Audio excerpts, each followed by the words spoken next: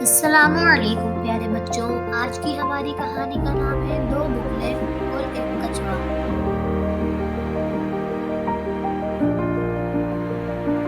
کسی وقت کی بات ہے، کسی جنگل میں ایک تالاب ہوا کرتا تھا جس میں دو بگلے اور ایک کچھوا رہتا تھا۔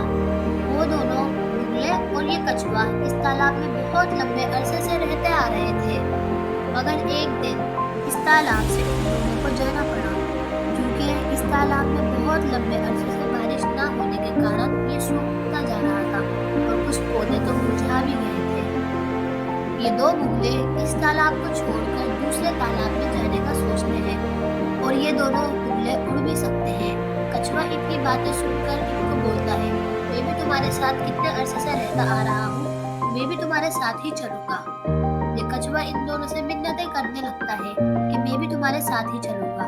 تو بگلا کہتے ہیں کہ ٹھیک ہے، تم ہمارے ساتھ چلو گے، لیکن تم تو اڑ نہیں سکتے، تم کس طرح سے چلو گے؟ پھر ان دو بگلوں کے ذہن میں آتا ہے کہ ہم کیوں نہ ان کو اپنی پیٹھ پر بٹھا کے لے کے چلیں، مگر یہ کچھوا پیٹھ پر بھی کیسے بیٹھتا، کیونکہ اس سے تو ان دو بگلوں کے اوپر چڑھا ہی نہیں جاتا۔ تو یہ دو بگلے اس کو بولتے ہیں کہ ہم دونوں منہ کے اندر ایک لکڑی کا ڈنڈا لیتے ہیں اور تم اس کو ٹائٹ سے پکڑ لینا، اور کچھ بھی ہو جائے تم اس میں سے منہ نہیں کھولنا، کچھ بھی ہو جائے تم اپنا منہ نہیں کھولو گے، نہیں تو تم مر جاؤ گے۔ یہ دو بگلے لکڑی کا ڈنڈا لے کے کچھوے سے منہ کو پکڑتا ہے اور لے کے جا رہے ہوتے ہیں۔ تو بچے یہ سب کچھ دیکھ کر بہت خوش ہوتے ہیں، بچے بھی وہیں پر ہی کھیل رہے ہوتے ہیں اور ان دو بگلے اور کچھووں کو دیکھ کر پتھر مارنا شروع کرتے ہیں۔